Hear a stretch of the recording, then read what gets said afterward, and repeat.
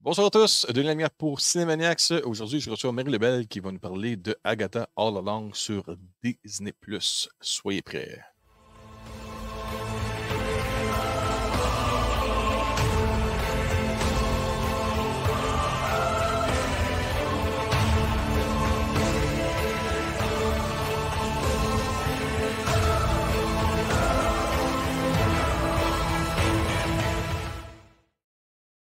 Yeah! Marie, tu as eu la Bonsoir. chance de voir, bonsoir, tu as eu la chance de voir, non un, mais plusieurs épisodes de la nouvelle série de Marvel Studios.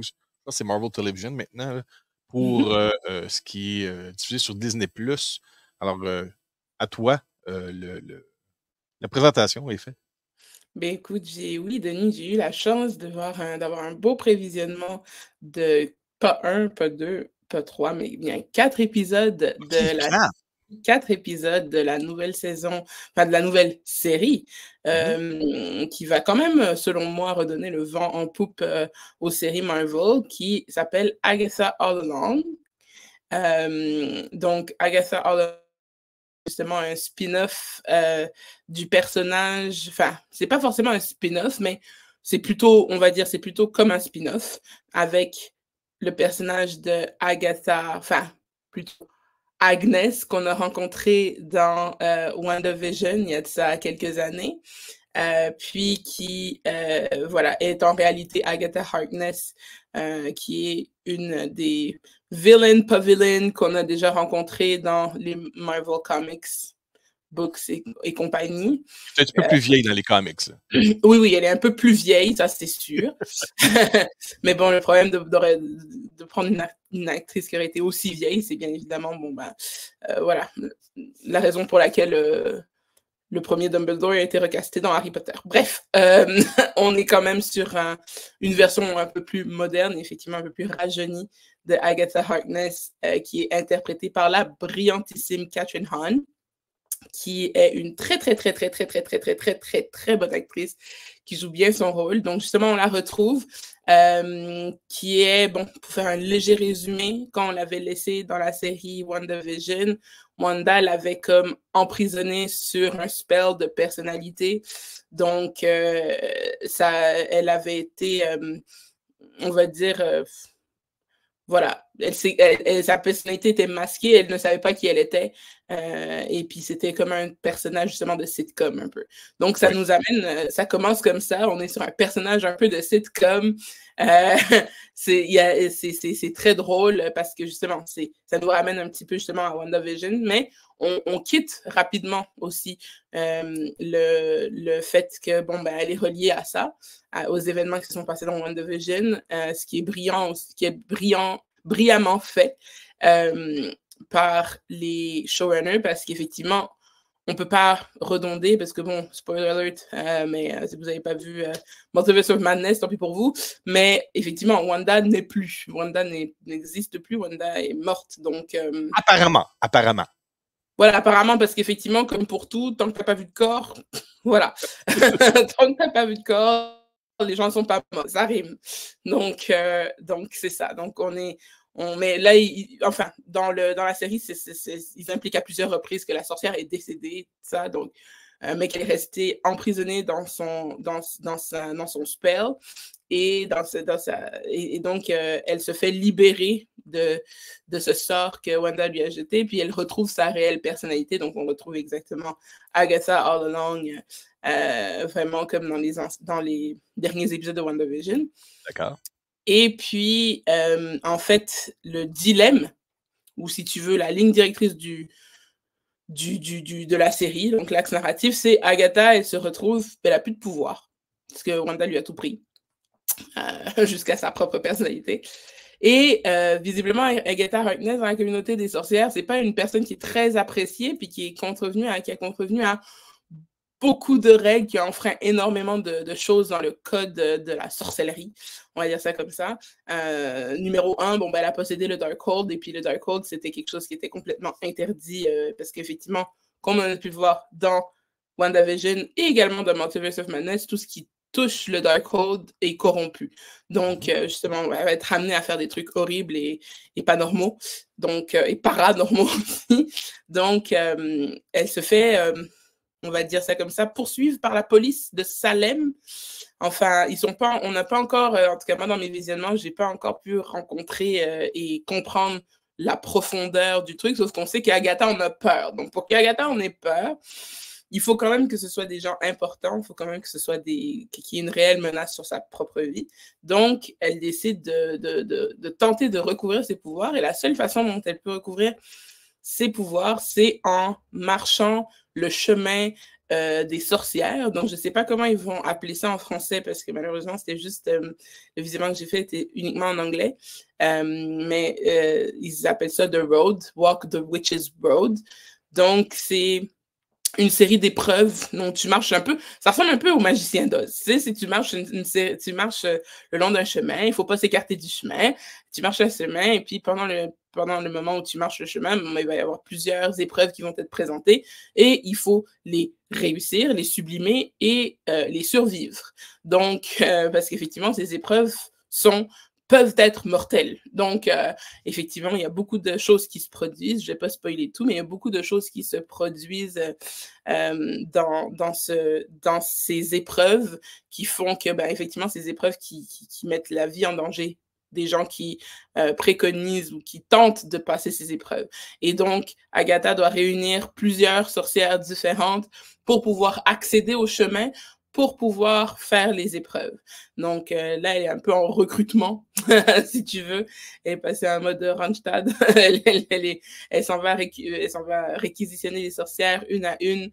Il faut tous les éléments, donc l'eau, la terre, le feu et l'air.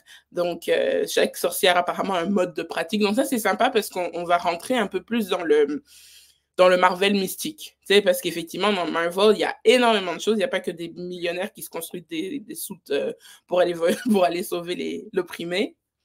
Et puis, exactement. Et puis, on n'a pas que des extraterrestres qui débarquent de nulle part ou des dieux qui sont envoyés sur des pégases volants. Il y a aussi de la magie, de la sorcellerie. Puis ça, c'est un volet qu'on n'a malheureusement pas tellement abordé parce que Wanda, quand elle arrive avec ses pouvoirs, elle est déjà là. On n'explique pas tellement ses pouvoirs. Et là, on explique un peu plus l'origine des sorcières. Donc, c'est super parce que ça sort à l'automne, pas très loin d'Halloween. C'est un bon timing, en effet. Très, très bon timing. Les sorcières, écoute, voilà, on voit qu'il y a toute une communauté, donc il y a plusieurs pouvoirs, bien évidemment, comme les sorcières sont toutes différentes. Il y a plusieurs règles, etc., etc. Donc, moi, j'aime bien plonger dans ce genre d'univers parce que ça me rappelle grandement American Horror Story Coven et aussi American Horror Story Apocalypse, parce que à un moment donné, ça va ensemble. On en fera un numéro spécial, parce que ça mérite d'être épluché, American Horror Story. Mais bref, donc on rentre un peu sur ça, sur un peu Sabrina, l'apprentie sorcière. Donc, si vous avez aimé tous ces shows de sorcellerie, des fois c'est un peu amusant, des fois c'est un peu effrayant. Là, on rentre sur une trame qui est un peu plus effrayante, on va dire, Marvel effrayant. Pas comme Wolf by Night. Werewolf by Night, oui. Je m'en ai dit ça parce que ça aussi, c'est bon. C'est ça, mais c'est pas dans ce style-là. On n'est pas sur le même style. Là, on est sur le style quand même où il y a des visions d'horreur, quoi. Des vraies visions d'horreur. Je sais pas pour toi, mais moi, Wolf by Night, j'ai pas trouvé que c'était très épeurant. Non, c'est plus un genre de clin d'œil aux Universal Monsters. Exactement. Là, on a des gens on peut le voir même dans la bande-annonce, on a des gens qui se contorsionnent de façon très effrayante, monstrueuse, des trucs comme ça. Il y a des potions magiques, donc on rentre quand même dans un univers de sorcellerie très bien tassé. J'ai fait une petite folie parce qu'il fallait absolument que j'analyse. J'ai vraiment un esprit qui a besoin de comprendre certaines choses. Et donc, j'ai regardé 2 fois chaque épisode. Wow! Okay. Ouais, je dors pas beaucoup. Mais par contre, effectivement, on a tout ce qui est utilisé jusqu'à présent, tout ce qui est utilisé comme référence au monde de la sorcellerie est exact. Donc, c'est vraiment très, très cool pour tous ceux qui aiment tout ce qui est un peu mystique, tout ce qui est un peu fantasy. justement au niveau des sorts, la sorcellerie, etc. Vous allez vous y retrouver. Vous allez retrouver un show qui est très agréable à regarder. Voilà, Agatha Harkness, elle est vraiment, elle est lâchée complet. Catherine Hahn, elle fait un très bon travail. Il y a un très, très, très bon casting. On a Catherine Hahn, on a Aubrey Plaza qui joue sa genre de rivale. Sa genre de on voit les visages des autres sorcières, puis on reconnaît les actrices qui sont. On reconnaît les actrices. On a aussi Patti LuPone, que je suis très contente de retrouver parce que depuis la série Hollywood, je ne pense pas l'avoir revue. On a bien évidemment Deborah Jorup, donc celle qui jouait la maman dans That 70 Show.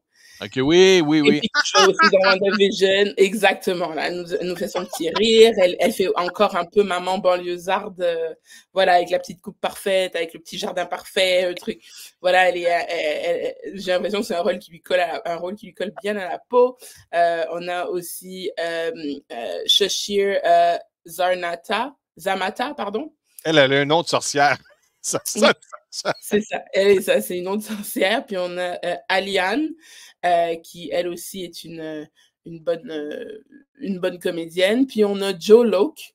Donc Joe Locke qui est, on va dire, pour l'instant, son personnage est un peu mystérieux parce qu'on ne sait pas d'où il vient, on ne sait pas pourquoi il est là. Tout ce qu'on sait, c'est que bon, pour l'instant, il colle un peu au basket de Agatha et on va. Puis ça, t'as pas vu toute la série, donc tu peux pas avoir. J'ai pas vu toute la série. Par contre, je me suis rendue assez loin parce que c'est by the way, c'est une saison de 9 épisodes.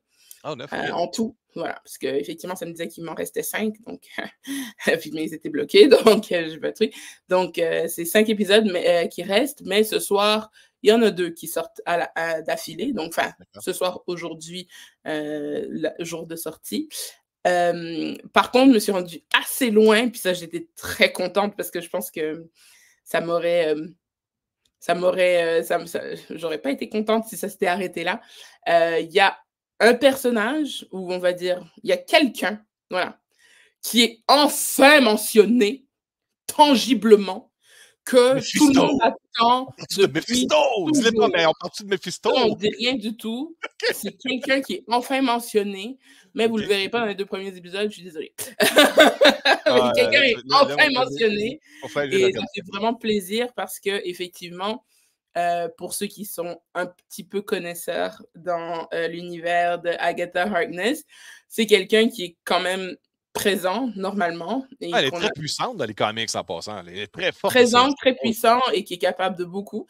Et voilà, cette personne est enfin mentionnée et j'ai bon espoir qu'on puisse peut-être le voir. Cette saison-ci. Est-ce qu'elle a son chat dans la série? Parce qu'on la voit tout le temps avec un chat habituellement. Ben là, le chat a été remplacé par un lapin. Par un lapin, OK. Bon. Oui, un lapin. J'ai été surprise par ça, mais c'est effectivement, il y a le côté, le lapin dans les bras comme ça. Puis bon, de toute façon, elle va marcher le Witch's Road, donc il n'y a pas tellement d'animaux de compagnie qui va la suivre. Mais sinon, c'est vraiment, moi, j'ai beaucoup trippé. Vous allez avoir la chanson de Agatha Harkness, de la chanson de la série Agatha All Along dans la tête. Un petit peu comme vous avez eu la chanson Agatha All Along dans WandaVision dans la tête. Là, ils ont une super chanson, The Ballad of the Witch's Road. Et il y a tout qui est... Enfin, moi qui chante, moi qui chante dans une chorale, etc., il y a tous, et puis qui est musicienne aussi, il y a tout ce qu'il faut dans cette chanson pour que ça reste dans la tête. Moi, ça fait 2 jours que je redonne cette chanson comme un zombie en train de faire mes céréales, en train de faire mon café, en train de me doucher, tout. Est-ce que tu peux poser une question, s'il te plaît? J'aime, moi, faire des comparaisons avec quand c'est un film, mettons, on dit « Ah, ça ressemble un peu à tel genre de film » pour me donner une idée un peu. Comme ça m'évite d'entendre des spoilers, mais en même temps d'avoir une idée un peu de ce que je m'attends à voir.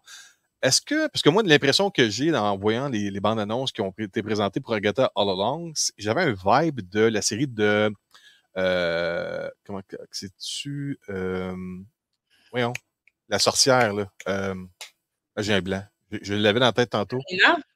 Sabrina, mais la série qui a été refaite sur Netflix. Ouais. Est-ce qu'il y a un semblant de ça, le vibe? Il y a un petit vibe comme ça. D'accord.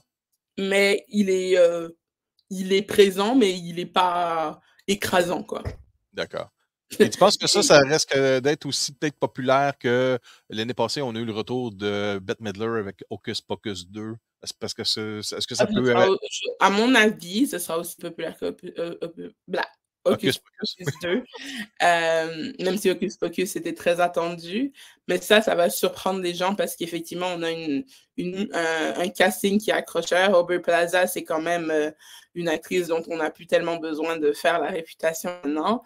Kathryn Hahn également. Elle est tellement bonne dans ce rôle. Je pense que honnêtement, c'est le rôle de sa vie. Même si c'est pas une femme qui est toute jeune, ce rôle-là, il va lui coller à la peau très, très, très longtemps. Et est-ce qu'on sent qu'on est quand même dans l'univers de Marvel, malgré ça? Oui, on sent qu'on est dans l'univers de Marvel, mais on dévie légèrement. Donc, c'est ça qui fait plaisir, c'est que on regarde une série Marvel, mais c'est pas exactement Marvel. La seule chose qui te ramène à la fin à Marvel, c'est le maudit générique de 7 minutes à la fin, là. Donc... c'est combien de temps? Tu disais c'est 9 épisodes, mais d'une durée d'à peu près moyenne de combien pour les 4 premiers épisodes? C'est 9 épisodes pour une moyenne de 40 minutes par épisode, mais tu rajoutes 5 minutes de générique, donc je dirais 35 minutes par épisode. Voilà. Okay.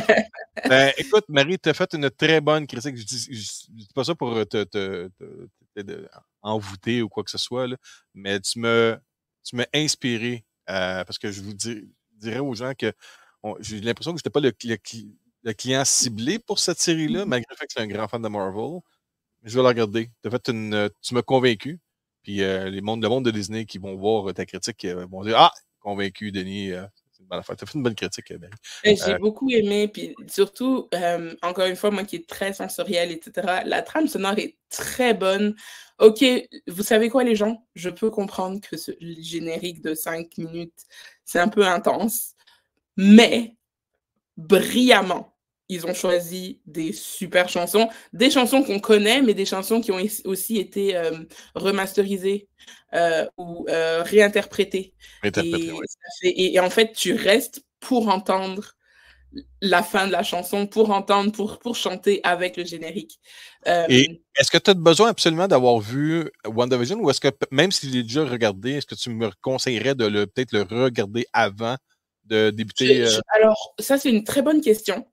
Ceux qui n'ont pas vu WandaVision, je vous conseille quand même de le regarder. Pas dans le sens où il faut avoir vu 50 films et 3 séries pour voir cette série, c'est pas du tout le cas. Mais c'est vrai que pour le peu de références à Wanda qui est amené, c'est quand même intéressant. Puis, je veux dire, c'est quand même un film, c'est quand même une série qui est, c'est pas une suite, mais c'est quand même un spin-off. C'est un peu comme pour The Boys, Gen Z. C'est dommage de regarder Gen Z sans avoir regardé The Boys, même si tu peux comprendre qu'est-ce qui se passe par la suite.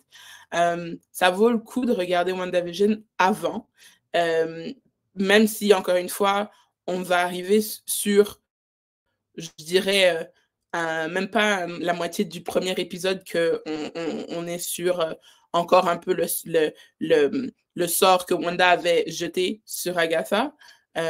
Mais c'est ça, c'est pour voir comment elle était dans la série aussi. WandaVision, c'est une très bonne série à regarder, de un, mais aussi pour revoir Agatha dans la série WandaVision, pour comprendre un peu d'où vient ce personnage aussi, comprendre un peu qui elle est. C'est sûr qu'on va faire référence, pas forcément à Wanda, mais à certains objets, justement le Darkhold.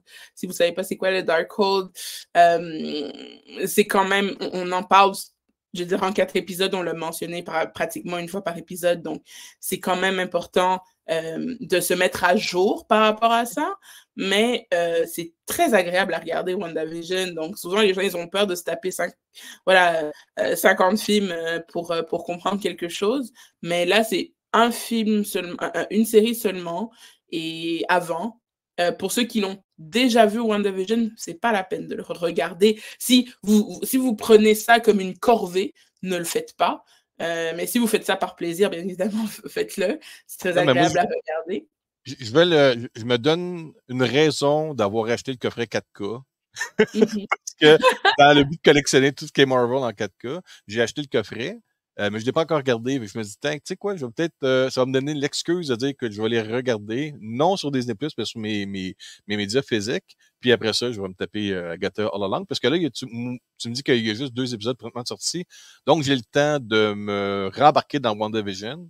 Puis peut-être Oui. même, je vais peut-être me taper aussi Multiverse of Madness pour voir aussi Wanda qui s'en va d'un côté, puis là, il y a Agatha de l'autre côté.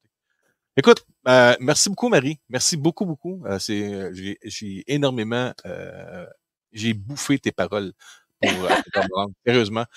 Côté musique, côté visuel, les actrices qui sont là-dedans. Oui, je vais la regarder. Je dis pas ça souvent. Tu sais, des fois, je te dis, non, non, ça, je vais la regarder. Je te remercie beaucoup, Marie. On se reparle bientôt. Puis, j'invite les gens qui ont regardé jusqu'à la fin à s'abonner à la chaîne YouTube de Cinemaniacs, à la page Facebook de Cinemaniacs et tous les réseaux sociaux. Mary, en passant, est souvent avec nous pour plusieurs critiques. Il y en a d'autres aussi qui s'en viennent très bientôt. Et puis, moi, je vous invite une fois par semaine à des dates qui bougent de temps en temps. On a un Cinemaniacs matinée. Qui va être maintenant hebdomadaire et non tous les jours. Je suis pas capable de faire tous les jours. Et aussi, chaque dimanche, dès 18h30, Cinémax en direct avec toute la gang de fous. Là-dessus, merci beaucoup encore, Marie. On se reparle bientôt.